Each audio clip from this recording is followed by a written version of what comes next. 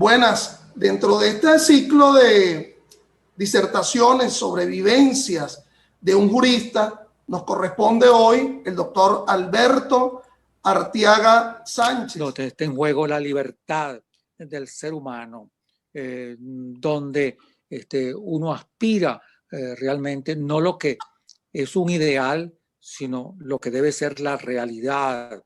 Es decir, aquel golpe fue realmente duro de constatar cómo la corrupción, es decir, podía penetrar y había penetrado y ha penetrado, digamos, las redes de nuestra justicia, y en particular, yo diría, aquella con la que estamos más familiarizados, la justicia penal, que como decía un procurador, hace muchos años los autos de detención tenían un precio.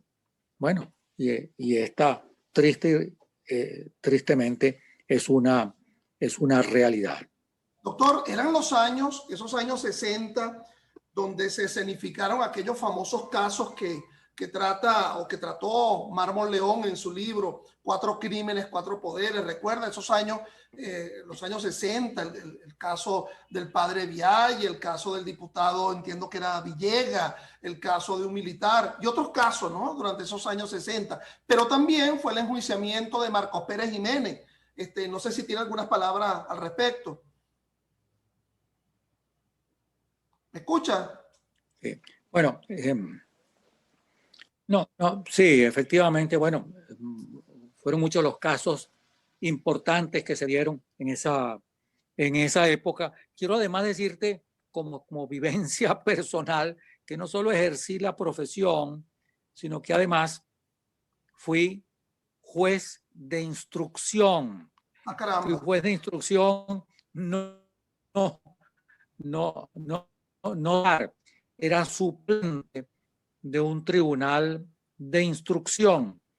Yo no sé si era el tribunal tercero o cuarto, es decir, compañeros míos lo eran en la facultad, ya estaba yo en la facultad, compañeros míos en el instituto eran Omar Arenas Candelo,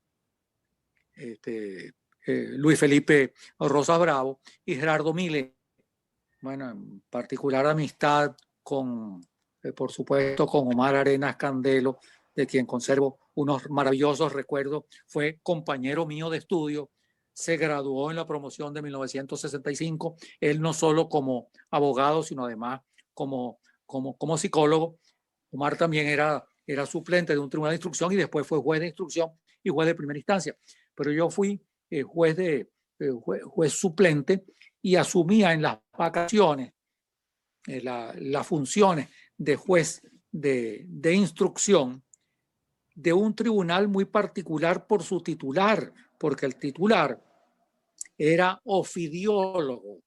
En este momento se me escapa el apellido del ofidiólogo, que ha hecho aportes importantes en ese campo. Bueno, se me escapa el nombre, pero había una particularidad en ese tribunal. No me diga que se encontró una culebra en alguna gaveta. No, bueno, no. El despacho estaba en todas partes, en los estantes, había frascos con culebras, con culebras que estaban, porque ese era uno de los objetos o de las preocupaciones, no solo de las aficiones, sino del trabajo intelectual y del propio, y de la investigación de este juez de instrucción, sino que este tribunal tenía otra característica. El primer día que llegó al tribunal, en aquella época no había distribución de expedientes. El primer día que llego yo al tribunal, le pido al secretario, bueno, mire, páseme los expedientes que están pendientes. Había una pizarra donde estaba la cuenta de los 8 días en los cuales se podía tener detenido una persona sin un auto de detención, porque si se pasaban los 8 días, inmediatamente había un habeas corpus y procedía, por supuesto, la libertad. Bueno, me pasan los expedientes,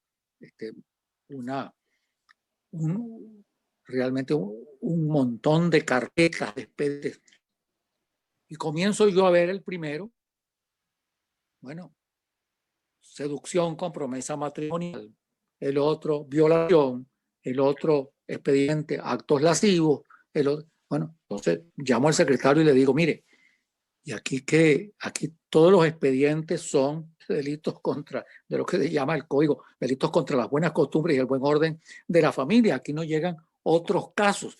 Y me dice, no, doctor, aquí no llegan otros casos porque el cuerpo técnico de policía sabe que el juez, que el titular de este tribunal, por todos estos casos, dicta siempre autos de detención. Y entonces por eso le llegan a este tribunal. Por supuesto, le dije, mire, encausada la justicia. mientras yo me mientras yo lo que la ley impone. Esa experiencia como juez de instrucción fue una experiencia que recuerdo valorada. Creo que guardo por allí todavía algunas decisiones de aquel momento. Doctor, volvamos a su condición de universitario pleno y de autor de dogmática, ¿no? En ese momento, entiendo, usted decide ir a estudiar de nuevo a Roma. ¿Cómo fue eso?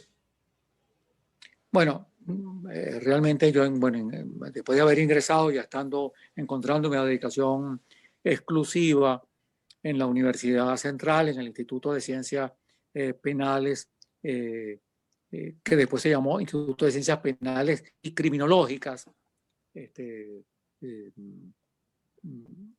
había la posibilidad de obtener una beca del Consejo de Desarrollo Científico y Humanístico.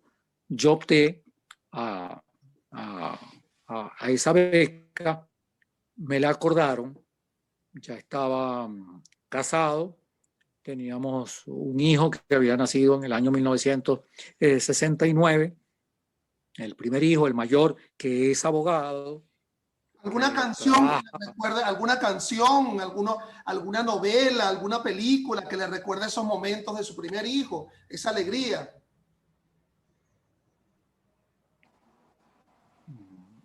Bueno, esas canciones, yo diría que de las que yo te mencionaba antes, esa música italiana,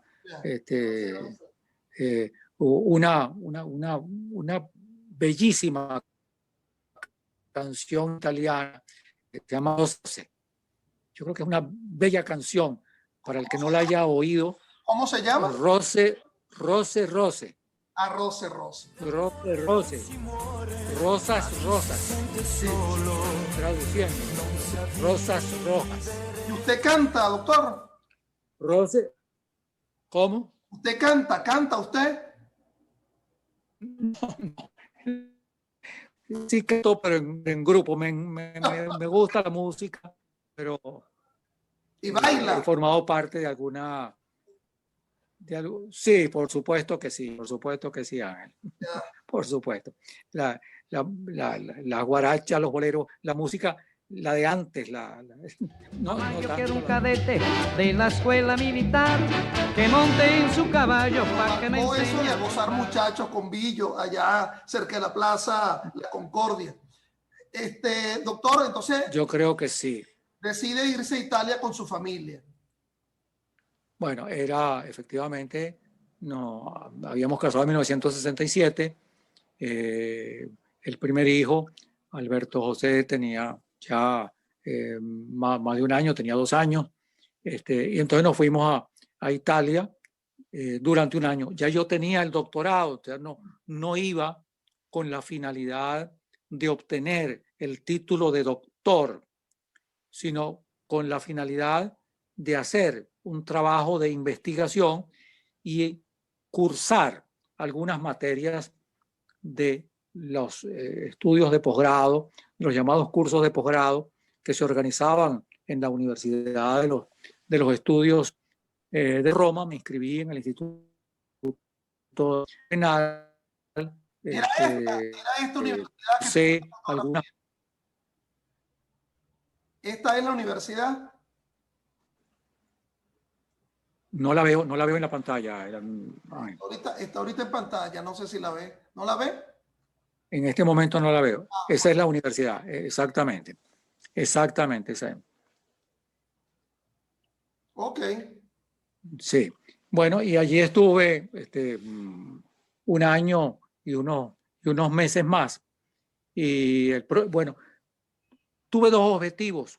Uno es lo de cursar materias de la especialización y otra el seguir, que era lo que yo quería fundamentalmente, un curso como si fuera un estudiante de pregrado, un curso dictado por el profesor ordinario de la materia, que era el profesor Tulio de Logu, este gran profesor, autor de obras de derecho penal importantes en Italia, tal vez muy desconocidas para nosotros, y seguí durante todo ese año la exposición, que era lo que yo quería hacer, de cómo dictaba un profesor ordinario de derecho penal la materia que llamamos nosotros Derecho Penal 1. Para mí fue realmente una pasantía muy provechosa la de la asistencia a ese curso, así como también el trabajo de investigación que culminó con el trabajo sobre la culpabilidad en la teoría general del hecho punible. Ese trabajo es un trabajo clásico. Ahí lo tenemos, la culpabilidad en la teoría general del hecho punible. Ese trabajo condujo después a su manual, pero ese trabajo entonces lo hizo en Italia.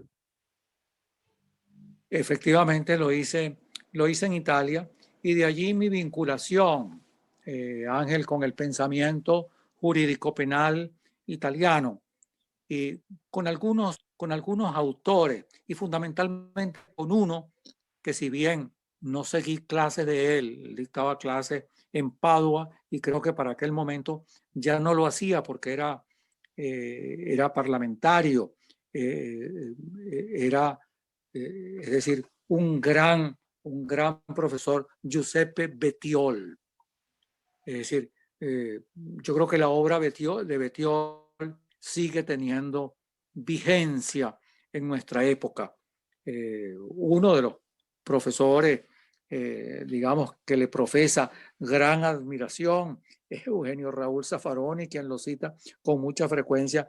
Yo creo que si bien tenemos la orientación hoy en día hacia la dogmática penal alemana, hacia los autores alemanes, por supuesto, que han dado tan grandes y tan importantes aportaciones al derecho penal, hemos dejado de lado, digamos, a los autores italianos, y yo diría que a Bettiol hay que releerlo aún en esta época porque es el derecho penal garantista en el marco de un Estado democrático. Llegó a conocer algún procesalista penal, Giovanni Leone, por ejemplo. Giovanni Leoni dictaba cursos ordinarios en la Universidad de Estudios, pero no llegué a tener contacto con él. Esa Italia de finales de los años 60 era distinta a la de los años 50. Había la efervescencia, el Mayo francés, por ejemplo, del 68, la figuración del Partido Comunista Italiano, etcétera. Sí, efectivamente. Era también una Italia convulsionada, era una Italia de aquellos atentados.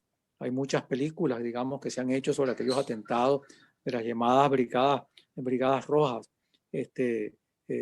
Fue una época también difícil en la política, en la política italiana. Bueno, doctor, para ir abreviando, regresa usted a Caracas, continúa entonces en el Instituto de Ciencias como profesor en la Universidad Central de Venezuela.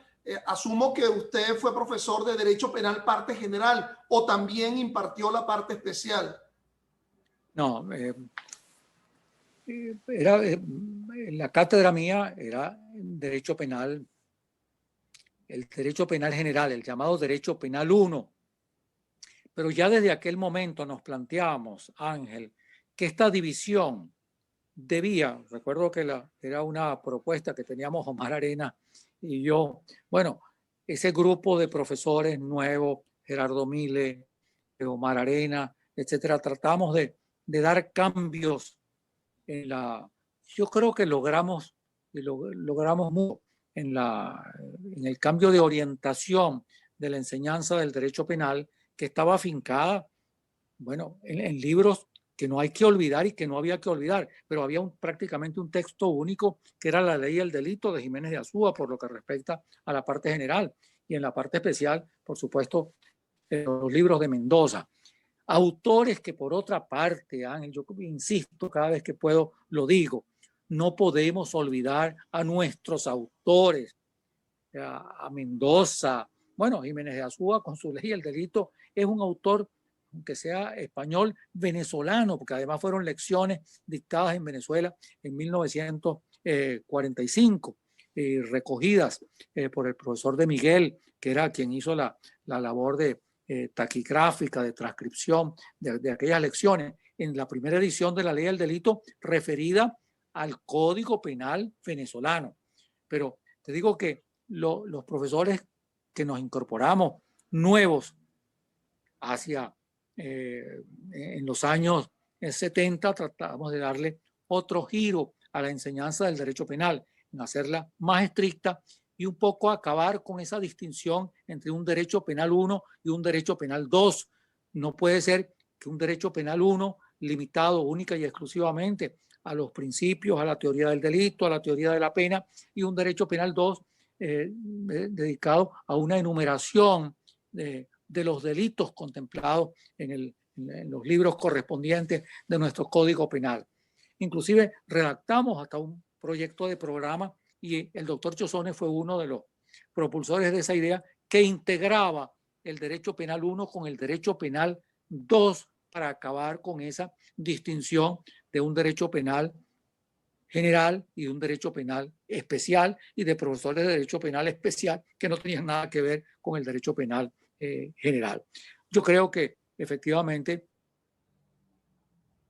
en la enseñanza del derecho penal, sin dejar de reconocer el mérito de todos esos autores que nos precedieron. Vuelvo a citar, no solo Mendoza, yo creo que antes Francisco Ochoa, el libro de Francisco Ochoa, hay que reivindicarlo, y de otros profesores, tal vez olvidados por nosotros, en particular la obra de Mendoza, la maravillosa obra de Mendoza, un abogado en ejercicio que escribió 13 volúmenes de derecho penal, 2 volúmenes de derecho penal militar, libros sobre criminología. Es decir, José Rafael Mendoza fue realmente una enciclopedia del derecho penal y era abogado en ejercicio. Sí. Yo creo que Mendoza no ha sido, y la figura de Mendoza no ha sido reivindicada, no ha sido exaltada como lo merece un hombre que ha contribuido y que le ha dado tanto a la ciencia penal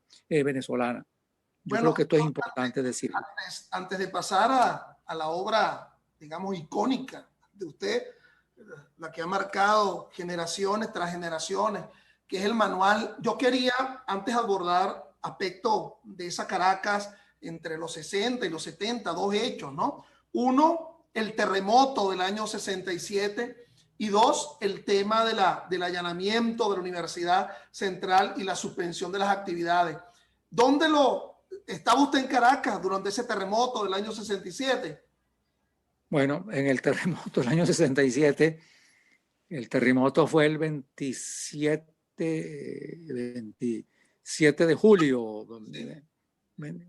creo que fue 27 de julio. Nosotros nos casamos el 21 de julio, el día del terremoto. Nos encontrábamos en Margarita, en luna de miel.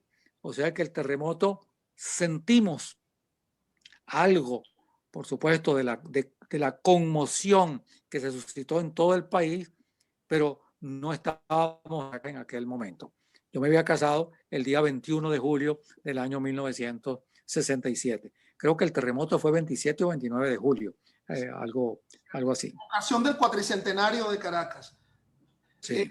Y el otro asunto fue el asunto de la suspensión de actividades en la Universidad Central. Bueno, efectivamente, como tú dices, yo creo que este fue Ángel, un triste momento para la Universidad Central de Venezuela.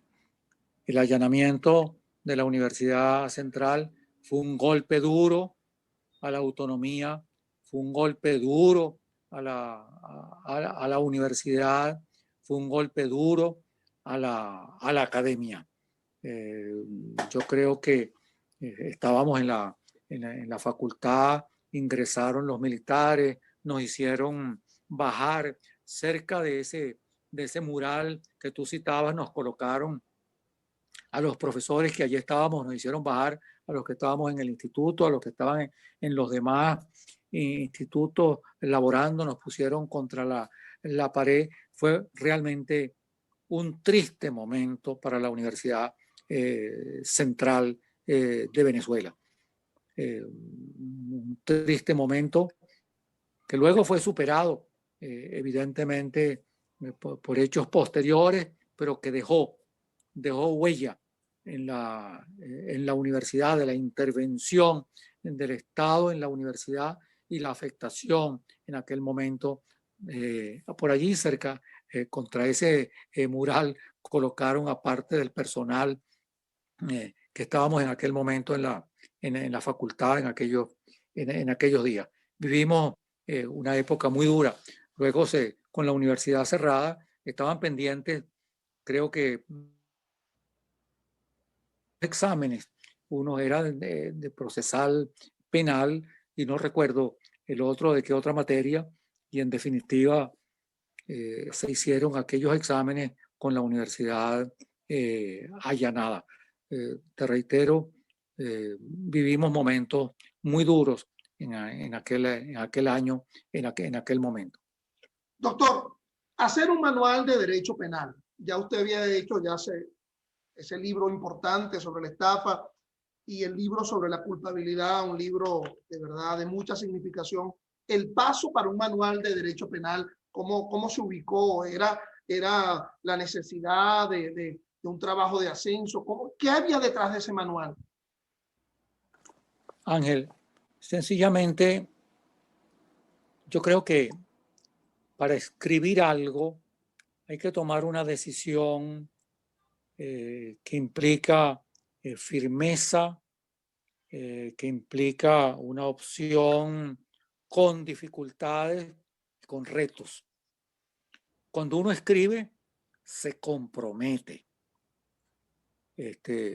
Yo escribí ese manual comprometiéndome. ¿Y comprometiéndome con quién? En primer lugar, un compromiso con una disciplina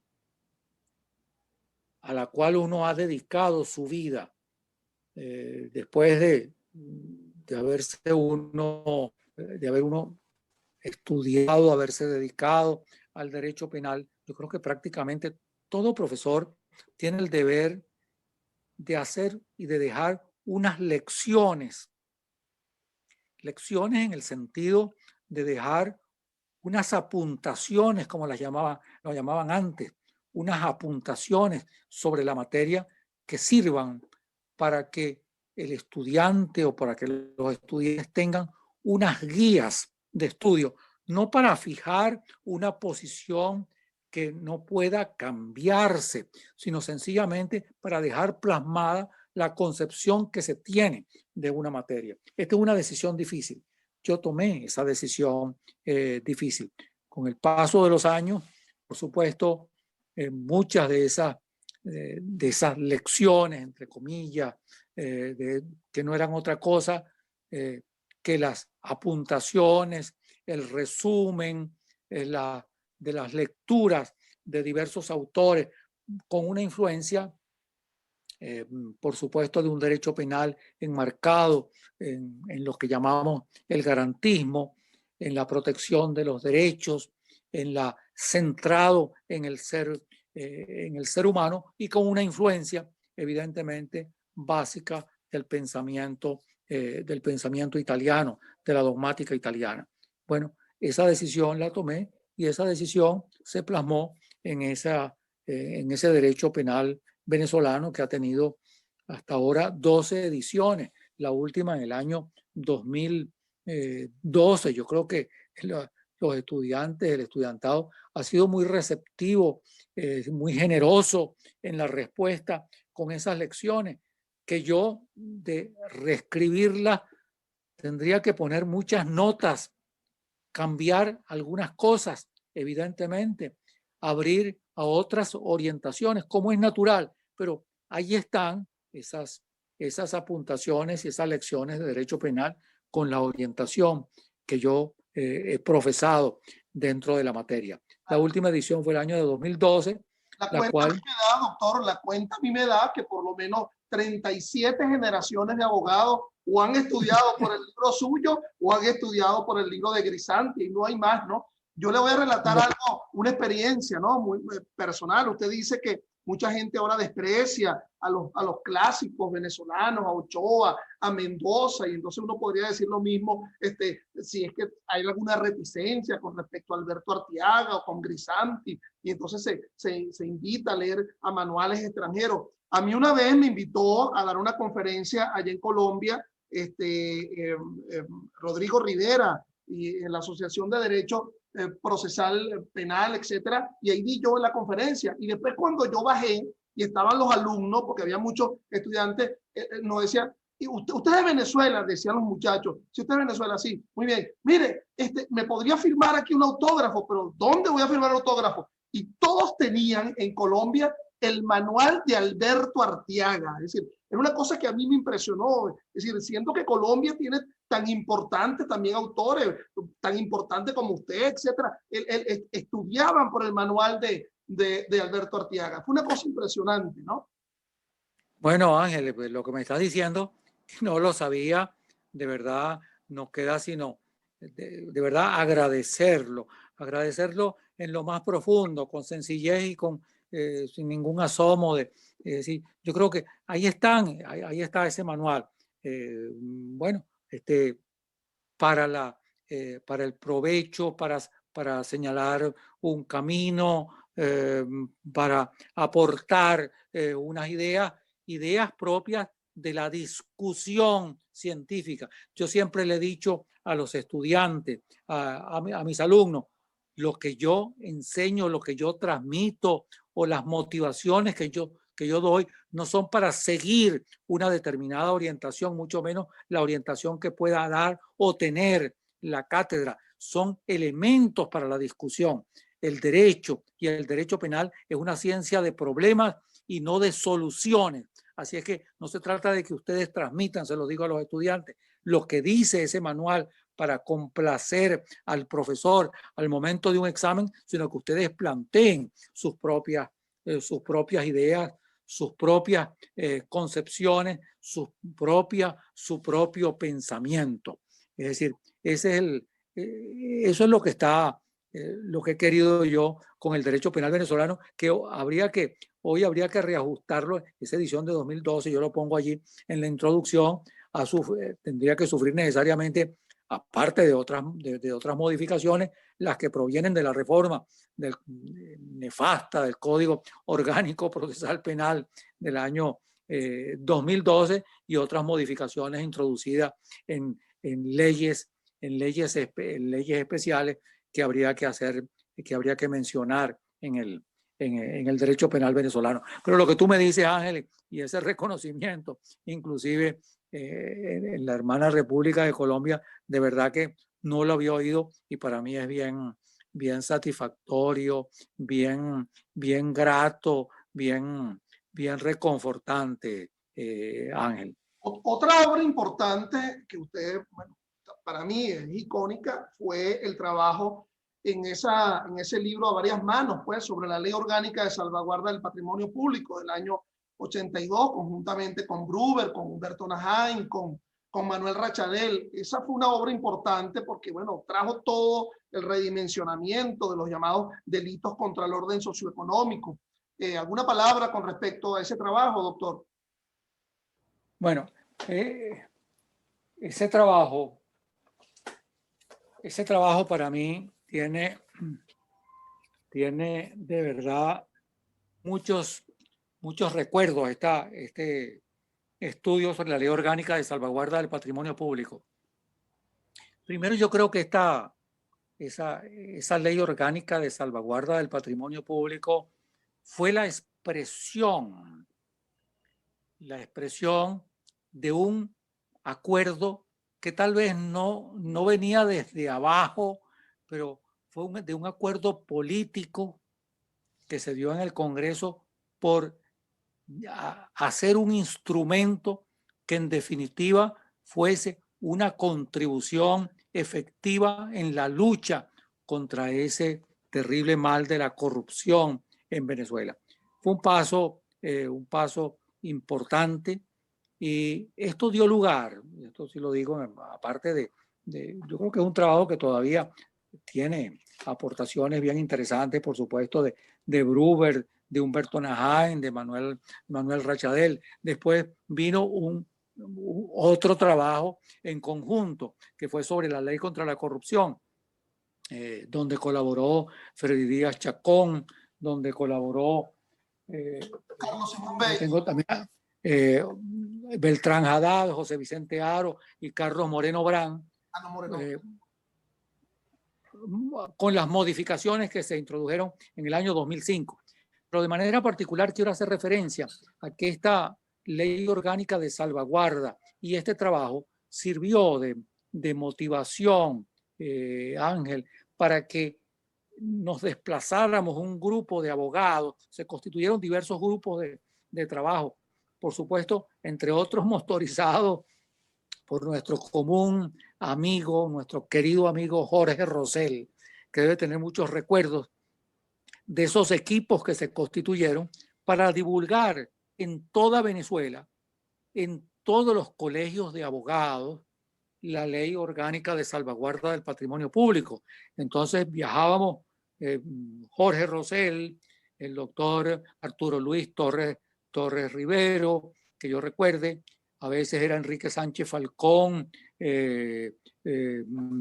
o Freddy Orlando para la parte administrativa, o el propio Manuel Rachadel. Es decir, viajábamos por todo el país hablando de la ley orgánica de salvaguarda del patrimonio público en sus aspectos administrativos, civiles y sociológicos o sociopolíticos de esa ley. Fue no solo, reitero, un instrumento legal más, sino que fue un motivo que sirvió para divulgar en todo el país las bondades o las buenas intenciones que no eran suficientes de una nueva ley, como lo ha demostrado la realidad. Pues yo creo que sí hay un mal que lamentablemente se ha consustanciado con nosotros, que se ha hecho uno con nosotros. Creo que eso lo dice Carlos Simón Bello en un trabajo sobre la corrupción, que triste y lamentablemente la corrupción se ha consustanciado con la realidad venezolana, y esto es algo verdaderamente grave que tenemos que poner de manifiesto. Forma parte del tejido social nuestro, y esto es realmente uno de los males que atravesamos y que tenemos como sociedad. Hizo gobierno, doctor, usted cuando se lanzó como candidato a decano en la Facultad de Ciencias Jurídicas y Políticas. ¿Algunas palabras con respecto a esa labor administrativa como decano en la facultad? Bueno, yo creo que traté de constituir un equipo de gente, digamos, de profesores con vida universitaria. Evidentemente en los institutos estaban, me refiero a los cargos directivos, todos ocupados por profesores a dedicación exclusiva, jóvenes.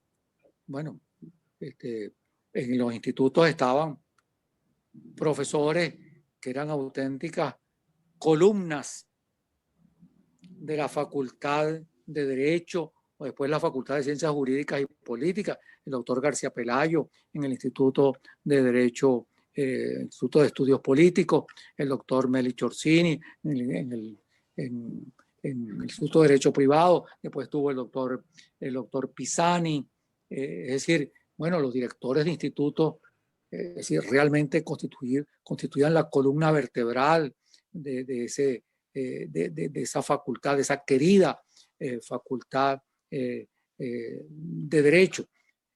Bueno, en el Instituto de Ciencias Penales siguieron otros directores. No puedo dejar de nombrar a alguien muy apreciado y querido como Carlos Simón Bello, una de nuestras figuras de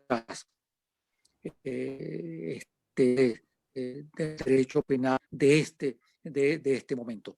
Es decir, yo creo que es otra de las figuras dignas de ser homenajeada, producto, es decir, fue de los primeros cursantes de ese curso de especialización que hicimos en el Instituto de Ciencias Penales. Primero fue de la Central, primero fue un curso de ampliación que contó con unas luminarias internacionales, como fue el doctor Novoa Monreal y el doctor Frías Caballero, entre otros, que integraron, digamos, la nómina de esos primeros cursos de posgrado en la especialización. Bueno, sencillamente mi labor en el decanato fue... Quisiera dos palabritas a damas, la doctora Mirla Linares y la doctora Rosa del Olmo. Sí, bueno, durante mi decanato, y fue la primera directora y la primera que designé, me correspondió designarla como directora del instituto, fue la doctora Mirla Linares.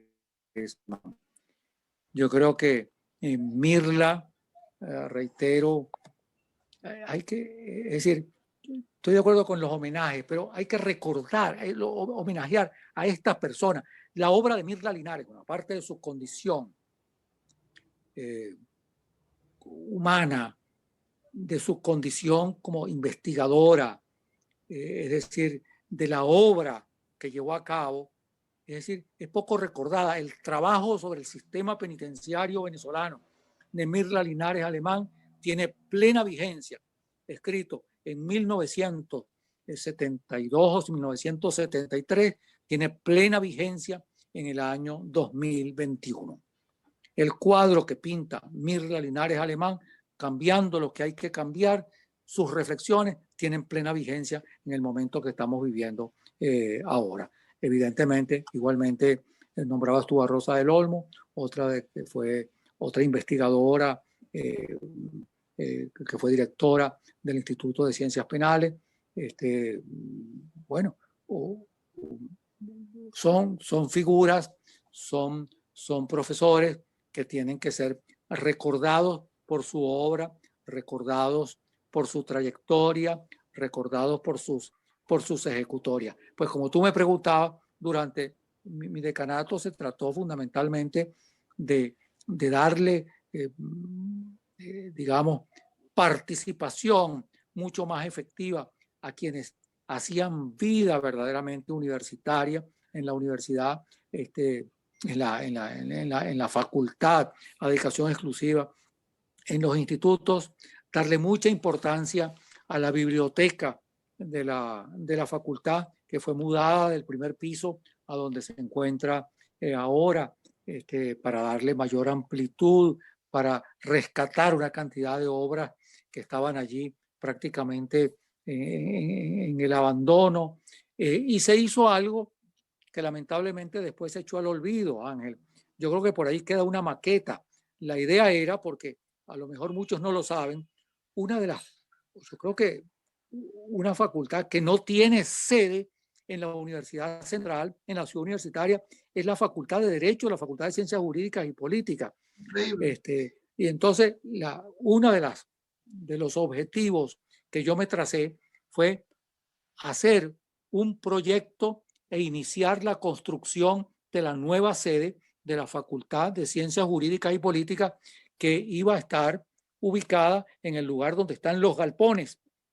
Se hizo un concurso de ideas precisamente para que se pudiera armonizar la existencia de esos galpones con el proyecto de edificación que iba allí, dado, por supuesto, se hizo un concurso de ideas ganado por Larrañaga, un arquitecto, y está por allí. Yo creo que está todavía en la facultad en alguna parte, no sé si es en la sede a donde sesiona el Consejo de Facultad, ese proyecto, el diseño de lo que sería el edificio de la Facultad de Ciencias Jurídicas y Políticas. La Facultad de Ciencias Jurídicas y Políticas, por eso se encuentra arrimada a la Facultad de Humanidades, sin un auditorio, sin sede propia, una de las facultades más tradicionales.